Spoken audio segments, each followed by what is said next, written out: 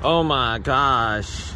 Have you guys ever tried bleeding these rear brakes on the Chevy trucks?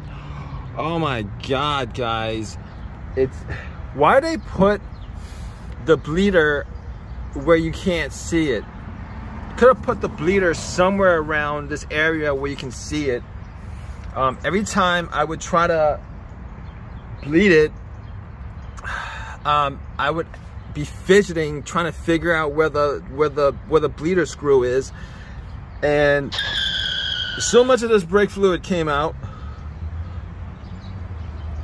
I did it, I think 3 times, and then I just gave up on it. I did it with the ratcheting end, and I did it with the other end, the manual end, and it's still, you know, I still had issues trying to find it.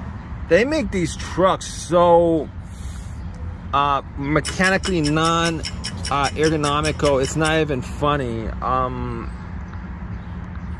I mean, the Tahoe seems like a huge truck from the outside, but when you get into it, the amount of space that gets utilized, the amount of space in there does not seem to be,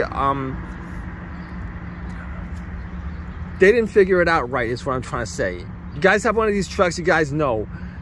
There should be so much more space inside the truck. Everything should be just a little bit more economically simpler, or at least easier to get to, but apparently not. But if you guys have the same problem as I did, definitely like drop a comment in the comment section, guys. Let me know like what the deal is as far as you trying to bleed the brakes is concerned. If you guys had any issues with it at all, but drop a comment, guys.